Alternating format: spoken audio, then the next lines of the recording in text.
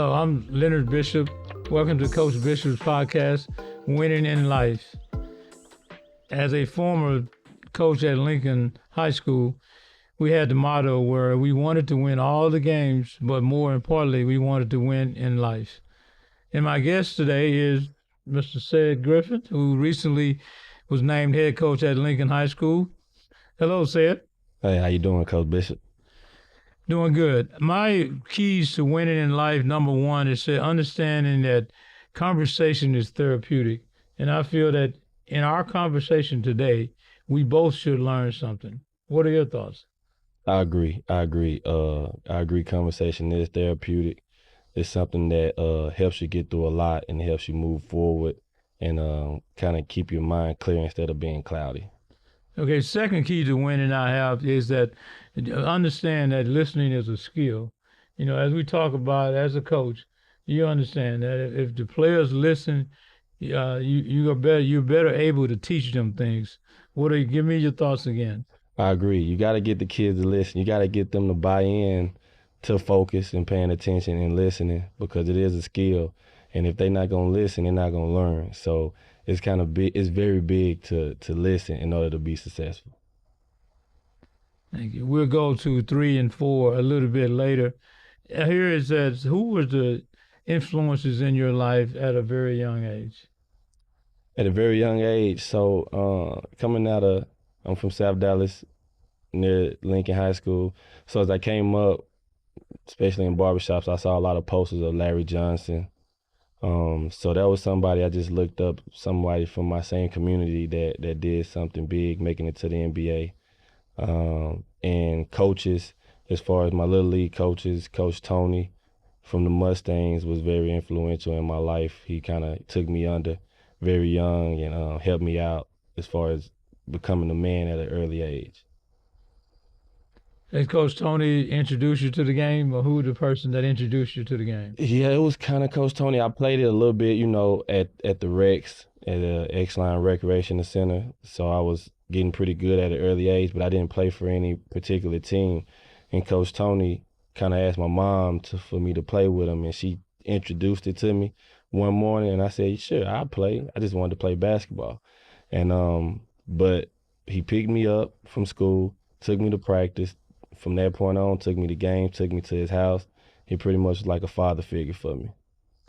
Okay, how old were you when you realized, hey, I'm pretty good at this? Probably when I started playing for Coach Tony. So I started playing with Coach Tony at the Mustangs when I was about 9 to 10 years old. And he worked with me so much to the point where, I felt like, I am pretty good at this basketball thing. What did you take away from playing at Lincoln High School as a player? I took the mentality, right? The mentality to be mentally tough, physically tough, and spiritually tough. So playing under yourself, Coach Bishop, taught me a lot, and I kind of use that to this day as a coach. And I kind of stress to the kids. I put it in my notes every day to let the kids know something you always told me, and it didn't register as much as it do now, but now it registers getting 1% better. So if you get 1% better every day, then that's more than 100% better over the course of a year. I like that saying a lot. I used it earlier, but I recently talked to a group of college athletes, and I was telling them, you look around in the room, and you're pretty good. But what happens if you get 1% better every day? What happens in March? Because, as we always talked about at Lincoln, right, winning in March is the key. That's what it was about. So I like that, Sid. I like that. Yes, sir. Tell me some of your players that you enjoy watching now in the league or college. Ooh, it's a lot. So in the NBA, I watch a lot of this young kid from Dallas. I know his pops, Tyrese Maxey. I watch a lot of him for the Philadelphia 76ers. I kind of been knowing him since he was a little kid, so it kind of gave me the chills to watch him play on TV every time they play. As far as college basketball, also pro basketball. I watched Dink Pate, who played for me at Pinkston High School. He's playing in the G League for the Mexico team, Capitals.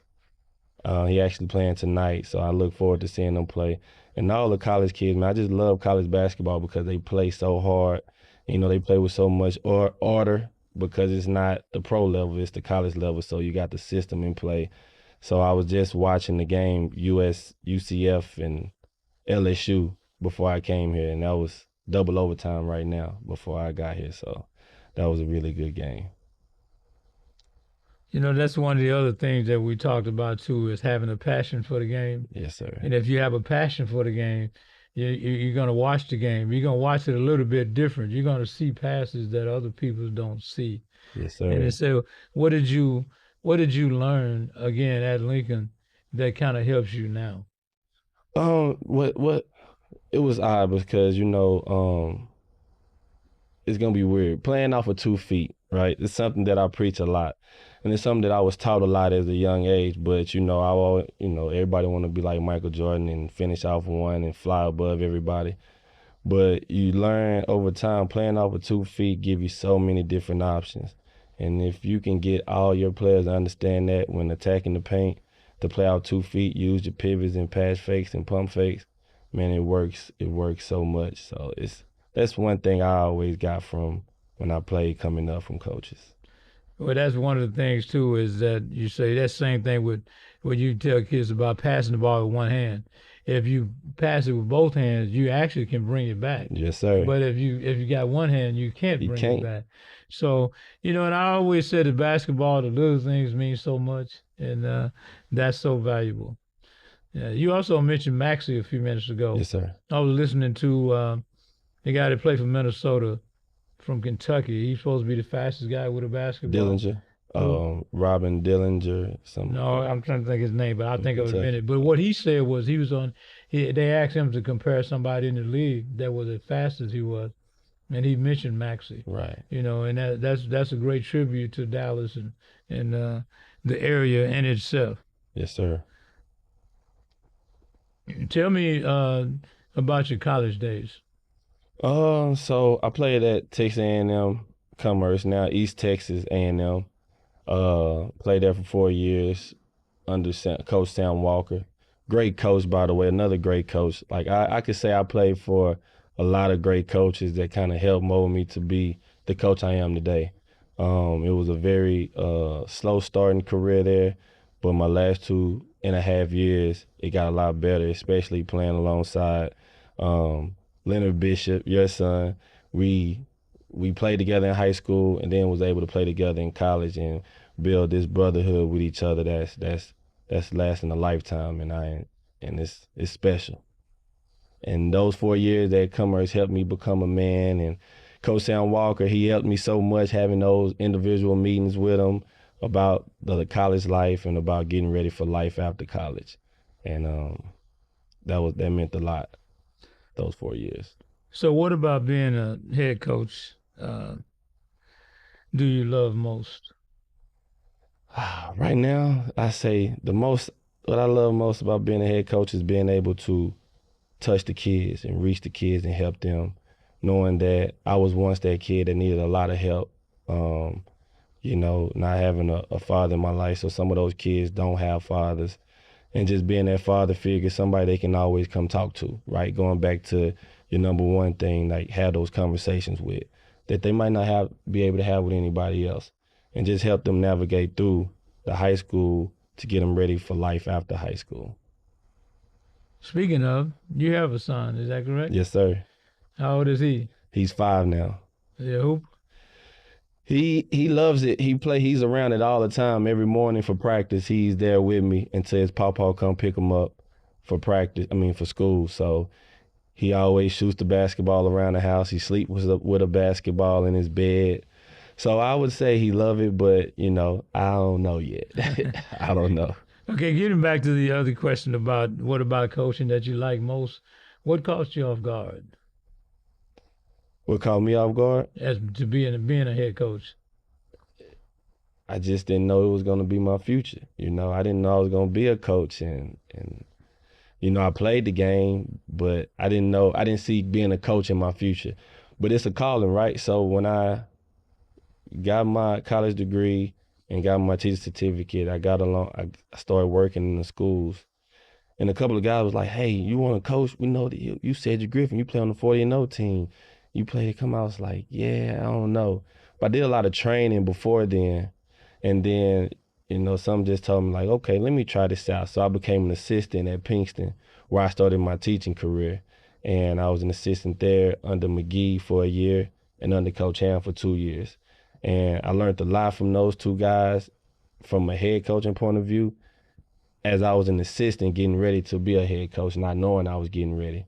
But after that third year as an assistant, I was given the hat to be the head coach, and it was shocking because I didn't think or know I was ready at that time. I thought I needed a few more years, but God in the calling said it was something different for me.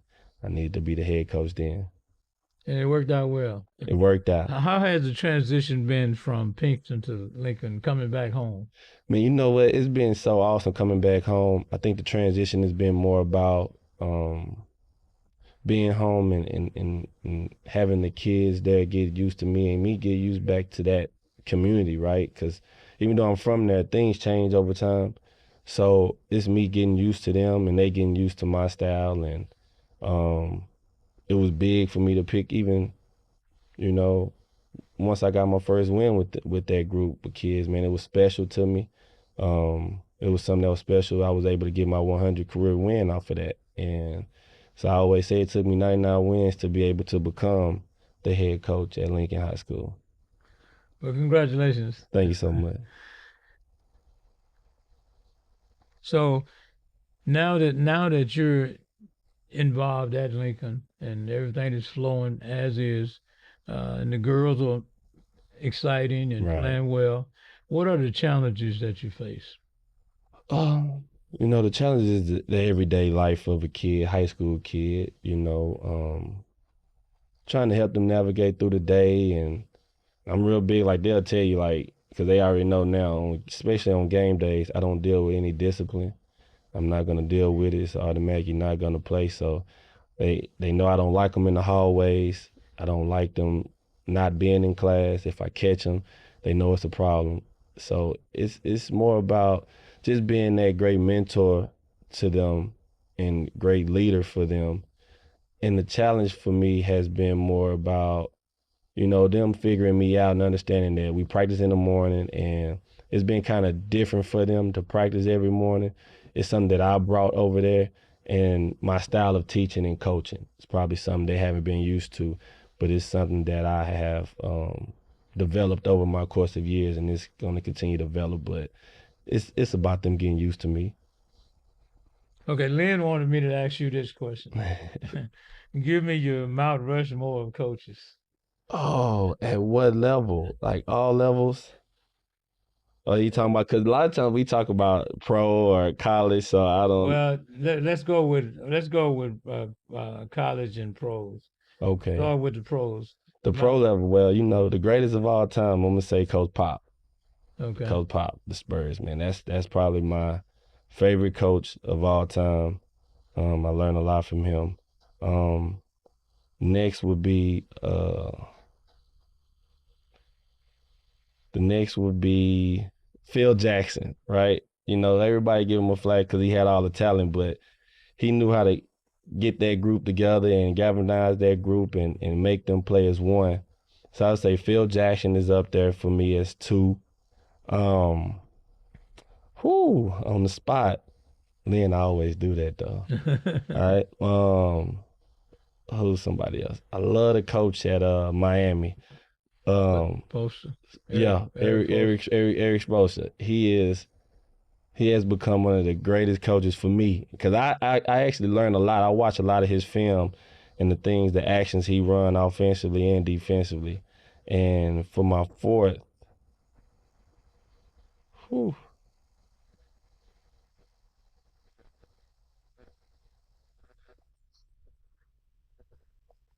It's gonna take me a minute because I'm thinking of so No, many no, coaches. no Doc Rivers, no none of that. No. I like Doc Rivers, Yeah. I just, Okay, so you got Popovich, Phil Jackson, in Spo. Eric Spoelstra, Yeah. and number four is Number we're 4. gonna wait on put a Yeah, question we'll mark. wait on. Put a Well, question let's mark. move to the collegiate level. Where are you gonna go there? Rick Pitino. Um, um, I think he's up there. I think Nolan.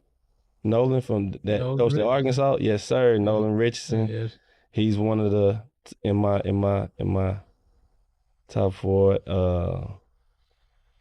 I know I'm gonna get a flag for it. I say he's a great coach in a sense, and on the college level, Coach Cal. He is probably the greatest recruiter Yeah. of all time, and I value that as a coach as well. So I have to put Coach Cal, and for my fourth, uh, um, the coach that won all those national championships at UCLA. UCLA. Yeah. You actually you hit on three of mine. Well, you two anyway, because as far as college coaches, Nolan Richardson, John Wooden, uh, and Nolan Richardson. Oh, Denny Crum. You probably don't Uh, know him, but was at Louisville. yeah, I heard of Yeah, Crum. I know Crum. and I had to think about number three. Yeah. But next we're coming back. We're going to talk a little bit. We're going to talk about AAU basketball and a couple other things going on. Okay. All right.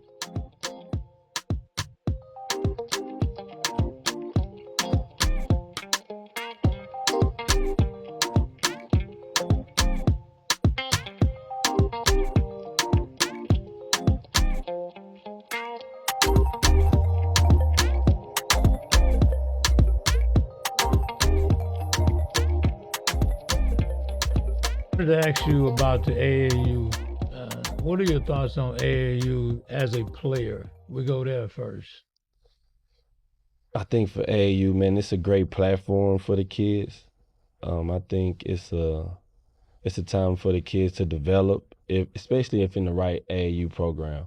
Right, you have a lot of AAU programs these days, and so many. Some are good as far as helping the kids develop and get recruited, and some, as we all know, are just good for like taking their money and using them for the summer and not really building those relationships.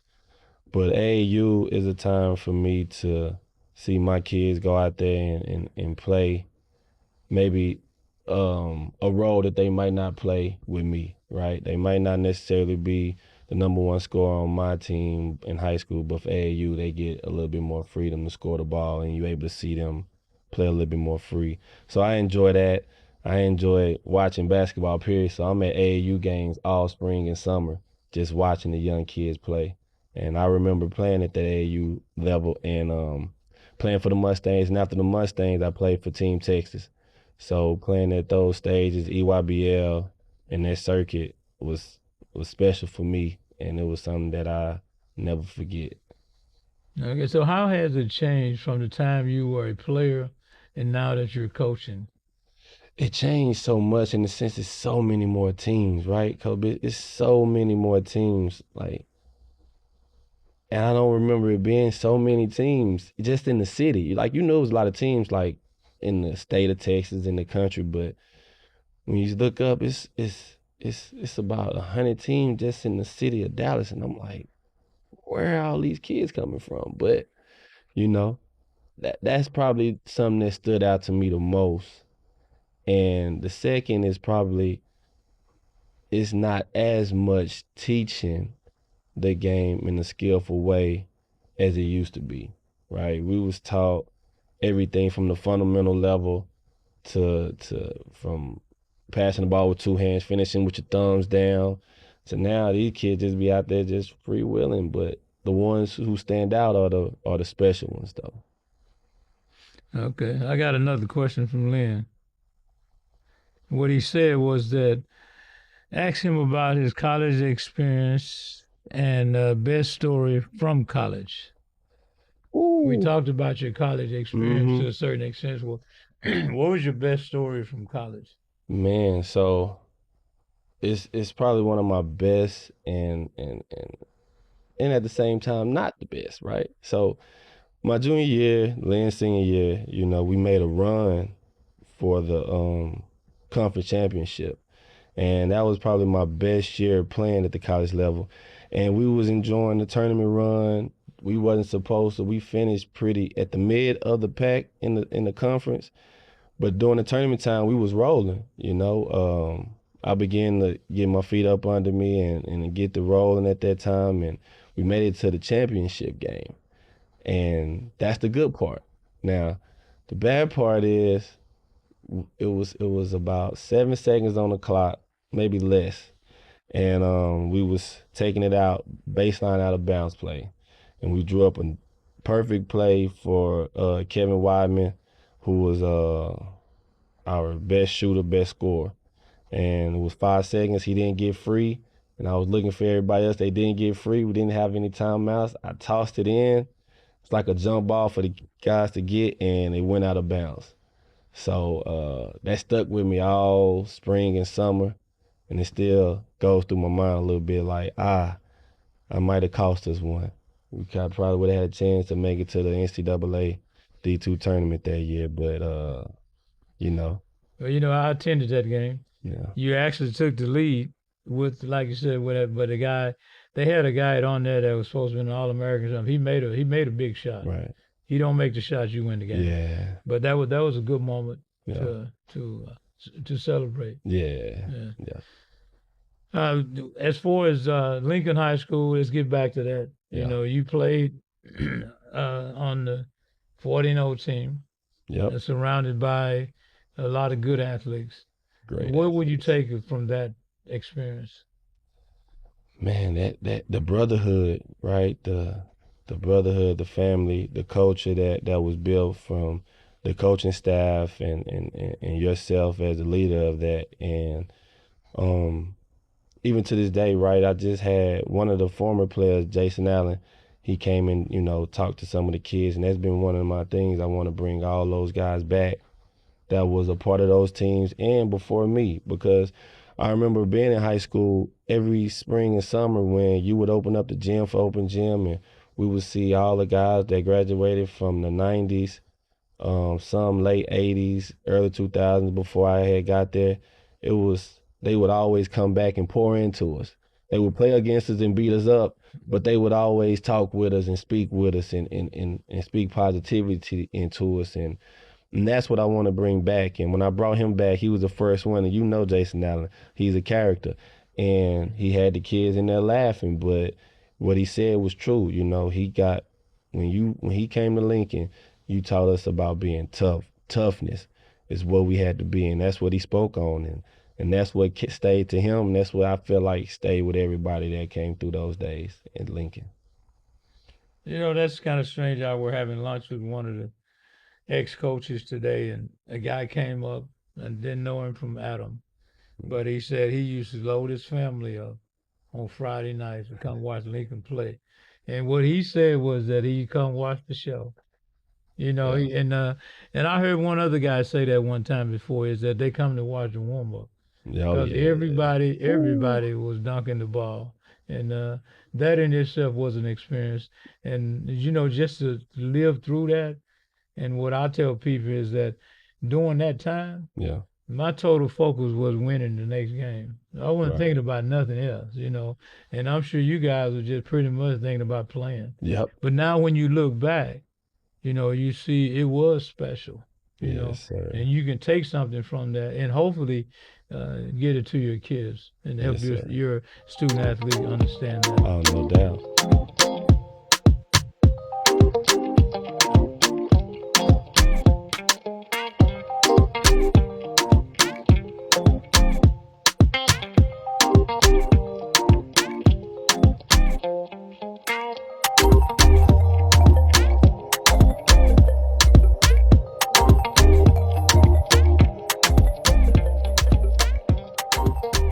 Most, I can't say difficult time, but the strangest thing that happened, we get to the gym on the bus and we see a guy with a sign Right. selling T-shirts, Yeah. 40-0.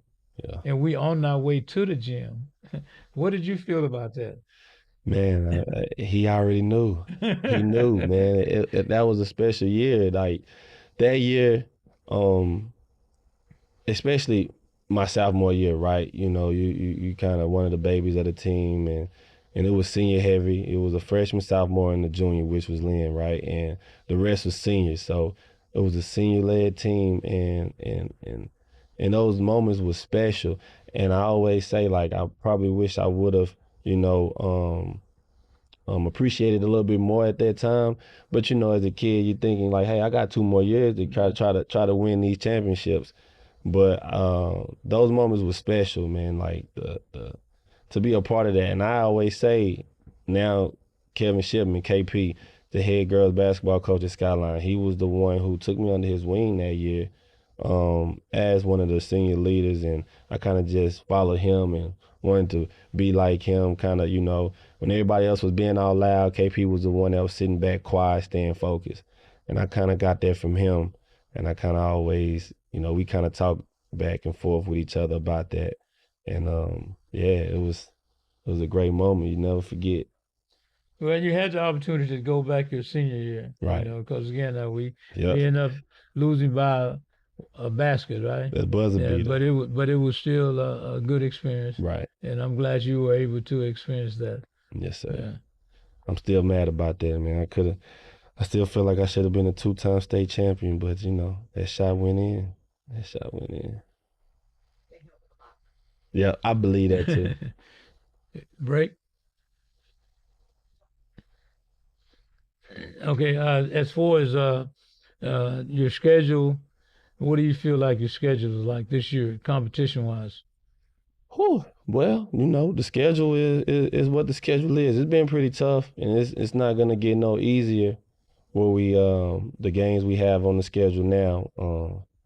The very next game we got Jesuit. After that we have Riverdale Baptist and the Thanksgiving Hoop Fest that's out of Maryland. Really good team. I've been doing my homework on them. We also following up. After that, we got Madison. So we always know about the Lincoln and Madison rivalry. So we got a tough 3-game stretch ahead of us, and I know we're about to make a good run for it for all three, but one game at a time. And I'm Zen zone focused on this Jesuit game we got coming up on Tuesday to get that job done, and then we'll move forward to the next one. How are you as far as experience? Well, on the team, we only have one senior, right? But we have a collective group of juniors that have been there. I've actually coached against them because most of them been on varsity since their freshman year. So now that they're juniors, they're a little bit more experienced. The game is starting to slow down for them a little bit more. So it's all about them buying in and understanding the system and my style of coaching and how I expect us to play once we start playing the right way. And we're going to defend, rebound, and run. I say it all the time. We're going to defend, rebound, and run. But I always tell them we're going to do it at an elite level. We're not going to just defend, rebound. We're going to do it at an elite level. And we're on our way to getting there. What about size? Size-wise, we're not a small team, but we're not very big. We have a couple of guys 6'5". We have a 6'4" guard that's very special, really good shooter. And then we got a lot of guys that's around 6 foot. And then we have a couple of guys that's about 5'9", 5'8". Okay. Can you tell me a what if moment? What if? Um, what if that clock started on time and I became a 2-time state champion? I think things would have been a little bit different.